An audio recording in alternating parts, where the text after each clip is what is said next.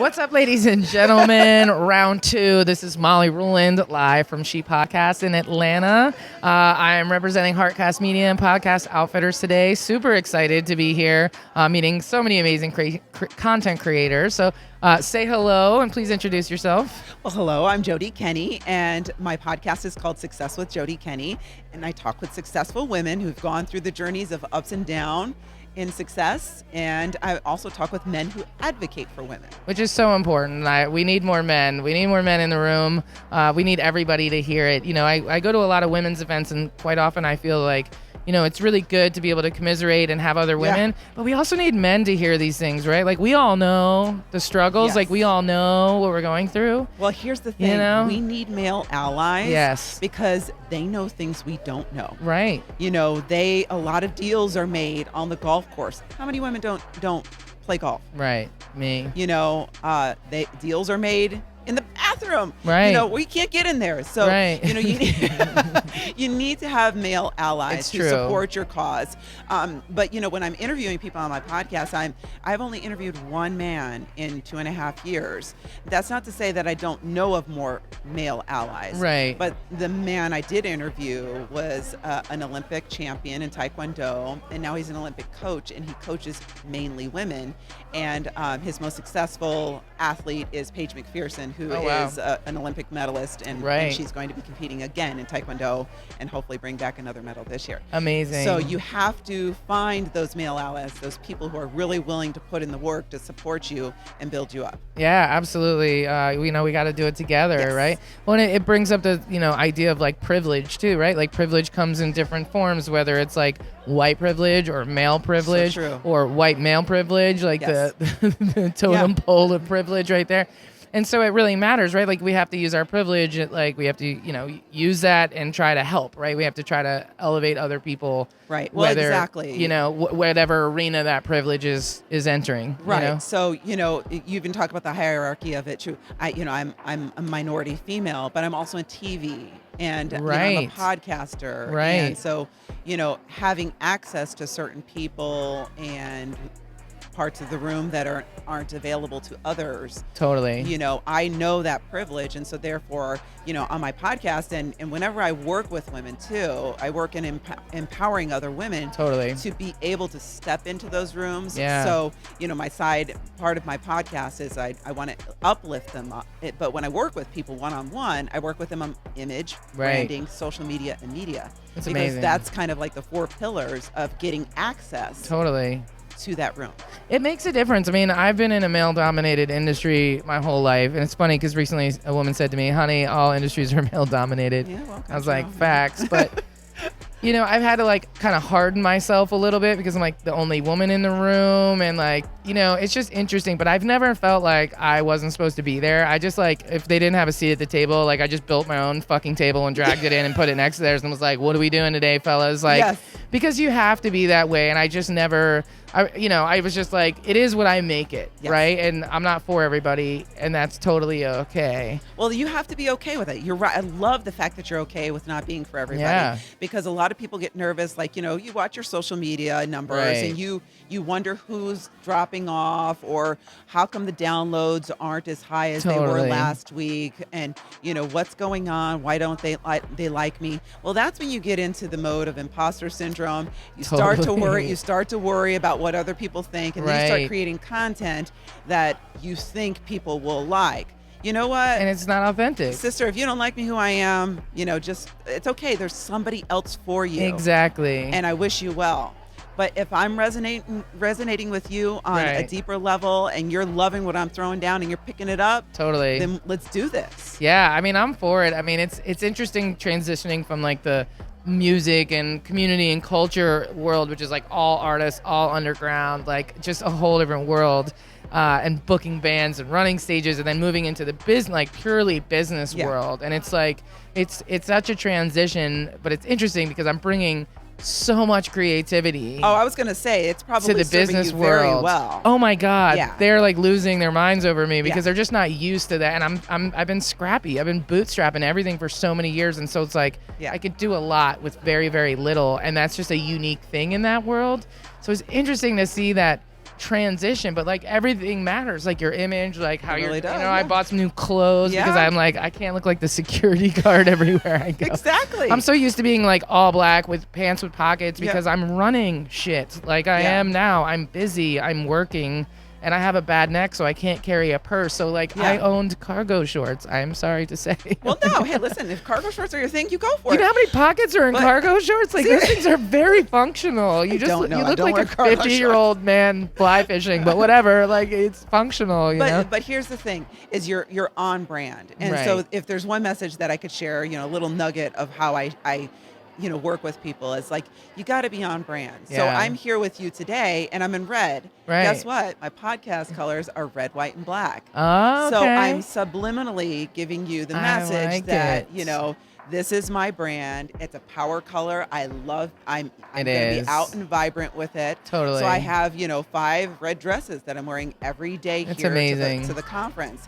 Usually I'm in stiletto heels, but this is a big place to walk. Yeah, well, I like your sneakers. They're very clean. Sneakers, and my Adidas need a touch up, but it's all about having clean sneakers. Like you can get away with wearing sneakers as long as they look new. Well, I'm wearing a really cute little dress, but I got sneakers on. Killing it. But so you need to be on point. Right. You would not be yourself if you were dressed up in a fancy dress sitting here interviewing. No, that's not you, and that's not your personality. And I love you for that, for knowing who you are. Exactly. Well, it took 43 years to get this way. Girl, I understand. I understand. Let me tell you.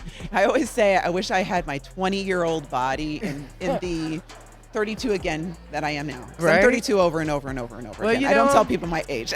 That's so funny. I'm like forever 26.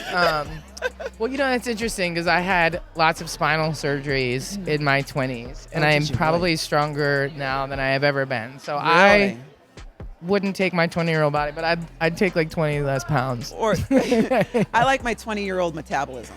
Oh yeah, you go. My body has got a lot more muscle now because I work out. But I love my 20-year-old metabolism. Right. I love to eat. I heard that. I heard that. Man, so you mentioned that you have been on TV and you've been in journalism for a really long time. 27 years. Which is amazing. Maybe more. Yeah. Especially, as a woman of color, that's awesome that you've just been out there and representing for people. Yeah. It's just so important because what we see, like I edit a lot of videos for clients, and I've really gone out of my way to use imagery that makes women look smart and look, he kind of makes men look dumb, but not I'm not really. I'm just saying. I love it. Just saying. I understand. Because those stock videos and that imagery you show is so important to the narrative. And whenever it's a doctor talking to his nurses, it's always a male doctor talking to women who look confused. So when I do that, I'm showing female doctors talking to male nurses. And it's just so subtle and so subliminal, but it really fucking matters, It does. No, it really does. And so I commend you, and I definitely respect and get why that really matters. So how have you what do you see about this transition, and where do you see media and podcasting going? Well, I love the fact that it's definitely growing. And let me tell you, women, I just went through a seminar today that they were talking about more women are consuming podcasts. Right. And there are more women showing up into the podcast genres that people are listening to. And I'm excited because they were saying the number one consumption for women of who are listening to podcasts is empowerment podcasts. And I'm like, woohoo, that's what I do. But I just see it growing. And so I really want to be on that wave. I want to be a leader on the wave. Yeah. And I hope that I can grow my platform in a meaningful way. I don't want to have a ton of numbers if people are not there to really take in what I'm putting out. But I'm looking forward to growing, and this podcast convention in particular has opened my eyes. I will admit, I have said that I'm working as a business, but now that I've been here for 2 days, I'm like, I could be doing so much more. Yeah. I'm so inspired. Yeah. I really am. I can't wait to get back at it. But I work as a journalist as my job. That's what I do during the day. What I would love is, to get sponsors so that way you can get the support. Right. So you can keep building and get some, doing podcasting is a very solo thing. It is. Especially when you're starting out. Well, and so to be able to get an intern or, right. Somebody to edit your podcast. Right. That little bit of help is huge. Makes a huge difference. I just hired an apprentice, actually. Really? Oh, wow. Well, because I realized like there has to be more of a fair exchange of services and energy and all of that, right? And so the intern thing is a little like murky and it's kind of hard. You don't know who you're getting, and they're going to go after a couple of months, and just as soon as they're trained up. And it's like free work, so it's like you get what you pay for. Like I'm a firm believer of that. But like if you're a startup business or a podcaster, you maybe don't have that opportunity. So what I realized, and other people could do this too, is that I reach out for an apprentice. I was like, you have to live in the area. I'm going to teach you how to produce a podcast. I mean, I have an online course. I have a 3-hour class. I mean, it's like super thorough, right? Yeah. I will teach you, like she already took the class. I'm going to teach you how to like really build an amazing podcast. And then however, we'll produce my first season. So if you produce 8 episodes for me, then when we finish, you will have 8 studio hours. Yeah. So then you can come record 8 episodes of your podcast. Ooh, I love how you using do my that. studio. So that's how you're paying her, is giving her. Ooh, that's very creative. I love your creativity. Yeah. After 8 episodes are done. Right. So that way there's no like we're 2 episodes in and you're a ghost and I've already recorded And you've invested your time, resources, and talent with her. Right. Ooh, I love your creativity. Right? And it seems super fair because like she's learning so much. Exactly. She's learning how to produce. She's going to like really dial in on her podcast and what she wants to do. Her podcast will be better than mine, which I'm totally cool with. Well, you're building her up and everybody wins. And let me tell you, if she's younger, you might need her in a couple years. Hey man, I was like, if you get really good at this, I might hire you and you can do this for clients because I also, I charge clients to do the same thing for them. Yeah. And that's where I need my focus, right? Like, I don't really have time to do the I mean, like today, this is like, this whole thing is like 6 days off grid for me because I drove. Right. So, like I couldn't even release a podcast this week if I wanted to because I'm not there. So this way I have somebody else doing it. But like anybody could do that. Like if you're recording your own podcast and you're pretty good at it, you could do the same thing. You could reach out to somebody else and offer that same deal and then record their podcast. And I just feel like it's really important to like have a proper exchange of energy and services. I think I might have to bite your idea on that because I really love that because in order to grow, you need to have people who are skilled and who are invested and are listening to your message and really truly believe in it. And they're not inside the jar with you, so they can read the label. Yes. And you need that too. Totally. Because when you are in it, you're like, you have blind spots. You can't you do really it. Do. So it's like she's listening to my podcast and listening to other people's podcasts and like coming up with show notes and like I've really empowered her to do that. And that's exciting, you know what I mean? Like uplifting other women, like teaching her a skill. I feel like the more of us that are good at like recording or interviewing or editing or whatever it is, like the more we win, right? Listening is the real revolution. Like that's what I believe, you know? It's so true. And you know what? There wasn't a time where women were doing that. No. And that's why we talk about the word empowerment a lot. And it's so funny, actually. I was talking with my biz bestie. So I'm launching a second podcast called Biz Besties. That's coming out. And, I have a biz bestie or like 4. Well, we might have to have you on the podcast then. I'd love to. Because, we want to talk about how women collaborating together is okay. Totally. Because there was a time when women were just, if you were anything alike, you were looked at as competition. And I have had literally begged somebody to understand I'm not your enemy. Right. And that person looked me straight in the eye and said, I don't care. I don't like you. And I'm like, you don't even know me. Yeah. So I am all about building other women up because of that experience. Exactly. And I'm so glad that we're in this phase, and I hope it's not just a phase. I hope we're starting to create this wave of change, of working together and empowerment. I hear that this one woman said, "No, I don't want to be empowered." This is a friend of mine said, "You sure you want to use the word empowerment?" Because I have a women empowerment group on Facebook called Success Sisters. Oh, I gotta. Oh, wait, is that for women of color only? No, because I don't want to intrude on any space. No, you know what? Listen, I'm Italian and black, so I would not exclude anybody. No, you got to become a member. That's a great combination, though. You're probably an amazing cook. And I'm French. No, I'm married to a chef, so I don't cook. Oh, you're smart. And I'm a pescatarian, so I eat fish and vegetables all the time. There you go. Boring. But I said, this is a women empowerment group. Right. I I can't exclude somebody if they're not a small business owner. I can't exclude somebody if they're not a stay-at-home mom. I have women of all different shapes, sizes, colors, age range from 20s to 80s in my group. Right. How could I narrow it down? It's an empowerment group. Right. And somebody said, you sure you want to use the word empowerment? Because that's like, I got told by somebody that, I'm empowered. I don't need to be empowered. Everybody's empowered. I was like, you know what? No. We all say we're empowered, but you have one little pebble that's underneath your toe, and you will let that stop you. Totally. I will continue to say that I'm a women empowerment specialist. That's my heart of what I am. I want to build women up, and I'm thankful for you for doing this. This right here is huge. Why not hype up some other people, use my platform, show the world some awesome women podcasters. And I'm going to share your content. We're running over a little bit. Whatever.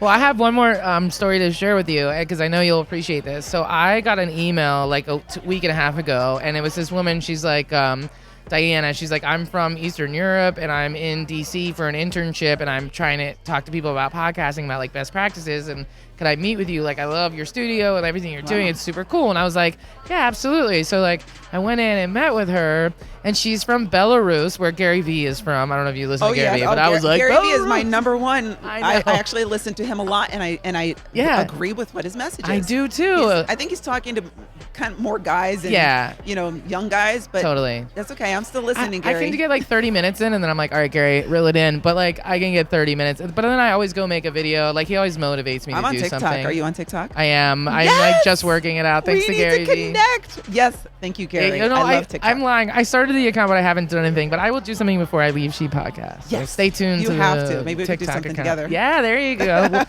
So this woman comes from Belarus, and we start talking. She's super young. She has a podcast. So I started explaining to her like what my course is, and I had built a whole Trello board around the curriculum. So I was showing her that. And then I realized halfway through the conversation, I was like, fuck it, Diana, this is what we're going to do. I'm going to give you this Trello board. I'm going to give you 2 discount codes to my online course. Go back to Belarus with your partner, watch this whole thing, learn everything, and then steal all of it. And make yours. And do it in Belarus. Wow. Teach this class in Belarus. I don't lose. No.